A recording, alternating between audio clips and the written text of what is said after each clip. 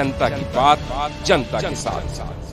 दिनांक 26/10/2025 रोजी रात्री 9 ते दिनांक 27/10/2025 रोजी रात्री 8:30 वाजेच्या दरम्यान देवपूरमधील श्रीरंग कॉलनीतील प्लॉट नंबर 12 वरील घराचे लाकडी दरवाजाचे कुलूप तोडून घरातून रोख रक्कम व चांदीचे दागिने चोरी केल्याने देवपूर पोलीस स्टेशन येथे घरफोडी चोरीचा गुन्हा दाखल झाला। सदर गुन्ह्याची माहिती मिळताच लागलीच स्थानिक गुन्हे शाखेच्या पथकाने घटनास्थळी भेट देऊन परिस्थितीजन्य पुराव्याच्या आधारे तसेच पोलीस निरीक्षक श्रीराम पवार स्थानिक गुन्हे शाखा धुळे यांना प्राप्त गोपनीय माहितीच्या आधारे दिनांक 28/10/2025 रोजी धुळे शहरातील धुळे शिरपूर महामार्गावरील साई किशन हॉटेलच्या समोरून सराईत गुन्हेगार प्रकाश उर्फ शिवा विजय पावरा वय 25 वर्ष राहणार तोरणमाळ तालुका धडगाव जिल्हा नंदुरबार यास ताब्यात घेऊन सखोल विचारपूस केली असता त्याने सदर गुन्हा केल्याची कबुली देऊन चोरी केलेल्या रकमेपैकी खालील वर्णनाचा व किमतीचा मुद्देमाल काढून दिलाय।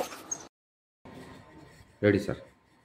दिनांक 26 ऑक्टोबर ते 27 ऑक्टोबर या दरम्यान श्रीरंग कॉलनीतील प्लॉट नंबर 12 येथील एक घर आहे, तेथील फिर्यादीचे दुकान हे बंद असल्याचे बघून पहाटेच्या सुमारास त्या ठिकाणी दुकान घरफोडी झाल्याची कंप्लेंट देवपूर पोलीस स्टेशन येथे दाखल झालेली होती।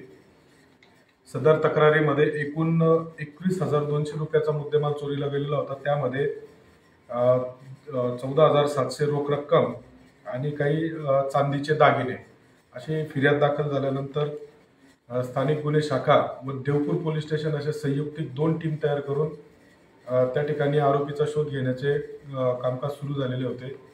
एका ठिकाणी सीसीटीव्ही फुटेज मिळाल्यानंतर त्या फुटेजमधील जो इसम त्याचा चेहरा क्लिअर करून एआयच्या माध्यमातून क्लिअर करून व त्याची ओळख पटवून त्यानंतर त्याला असलेल्या ठिकाणाहून शोध घेऊन त्याला ताब्यात घेतले। त्याला विश्वासात घेतल्यानंतर त्याने सदर घरफोडी केल्याची कबुली दिलेली आहे आणि कबुली दिल्यानंतर त्याने मुद्देमाल हा सुद्धा त्याने काढून दिलेला आहे।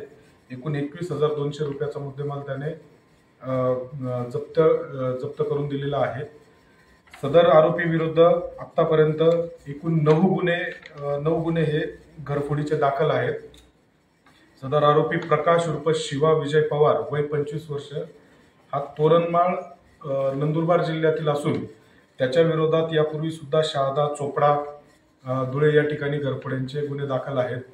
सदर आरोपीने या व्यतिरिक्तही अजून काही घरफोडे केल्या आहेत का याचा सखोल तपास करून त्याला पुढील गुन्ह्यांमध्ये सुद्धा चोरी केलेले मुद्देमाल आणि त्याचे इतर साथीदार असा शोध घेऊन कामगार सुरू आहे। जनता की बात जनता के साथ।